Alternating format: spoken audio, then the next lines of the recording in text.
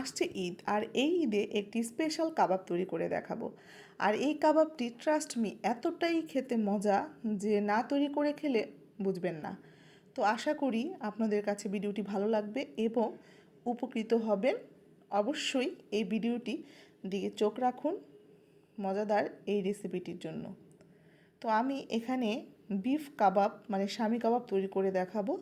প্রিয় দর্শক, আসসালামু আলাইকুম, welcome back to my channel Jahima's kitchen.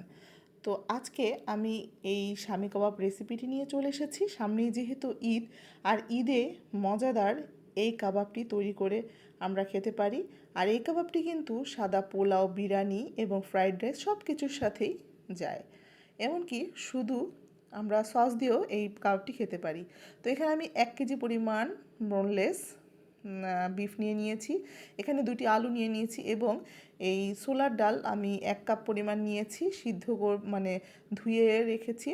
আমি 4-5টি শুকনো মরিচ, তারপর গরম মশলা দিয়ে দিয়েছি এখানে পরিমাণ মতো, 2টি তেজপাতা, তারপর এলাচ, দারচিনি, আর এখানে 2 চা চামচ পরিমাণ আদা রসুনের পেস্ট দিয়েছি। পরিমাণ মতো পানি দিয়ে আমি এখানে প্রেশার কুকারতে আমি দিয়ে দিচ্ছি, কারণ প্রেশার কুকারে দিলে এই মাংস মানে গোস্তটা সুন্দরভাবে এটা সিদ্ধ হয়ে যায়। তো এটাকে আমি এখন মাখিয়ে নেব। এখানে কাঁচা পেঁয়াজ দিয়ে দিচ্ছি 1 কাপ পরিমাণ, আর এখানে আমি কুচানো কাঁচামরিচ, আপনাদের এটা স্বাদ মতো দিবেন, অনেকে ঝাল বেশি খায় কম খায়, আপনাদের স্বাদ মতো দিয়ে দিবেন। আর এখানে আমি ধনিয়া পাতা কুচি নিয়েছি 1 কাপ পরিমাণ, আর আধা কাপ পরিমাণ এখানে আমি পুদিনা পাতা নিয়েছি। আর পুদিনা পাতাটা এখানে খুবই সুন্দর একটি ফ্লেভার ছড়াবে। এখানে আমি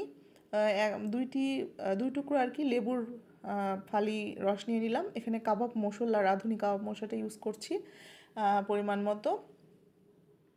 আর পরিমাণগুলো আমি সবই আপনাদের লিখে দিয়েছি, অবশ্যই আপনারা এটা ফলো করবেন। এখানে আমি ধনিয়ার গুঁড়ো দিয়ে দিচ্ছি 1 চা চামচ পরিমাণ, জিরের গুঁড়ো দিচ্ছি 1 চা চামচ পরিমাণ, এবং এটা আমার হাতে বানানো স্পেশাল একটি গরম মশলার গুঁড়ো, এটাও আমি দিয়ে দিলাম 1 চা চামচ পরিমাণ।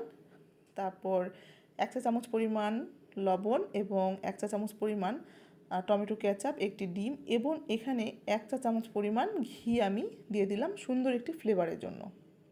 যেহেতু ঈদ স্পেশাল একটি কাবাব, যে কাবাবটি সবারই খুবই প্রিয়, অবশ্যই এটা তৈরি করবেন, তাহলেই বুঝতে পারবেন। এখানে আমি পরিমাণ মতো বিস্কুটের গুঁড়া বা এখানে ব্রেড ক্রাম্ব দিতে পারেন, আপনাদের ইচ্ছা। আমি এখানে পেঁয়াজ বেরেস্তাও দিয়ে দিয়েছি পরিমাণ মতো, মানে 1 কাপ পরিমাণ। এখানে আমি সুন্দরভাবে হাতের শেপে তৈরি করে নিলাম, আমার শেপে মানে আমার মন মতো। আপনাদের ইচ্ছে মতো আপনারা কাবাবের শেপ দিতে পারেন। তো এটাকে আমি ব্রাউন কালার করে সুন্দরভাবে ভেজে নিলাম। আর এই কাবাবটি খেতে কিন্তু দুর্দান্ত, যদি অবশ্যই আপনারা এইভাবে বাসায় তৈরি করেন, আশা করি এটা স্পেশাল একটি কাবাব হবে।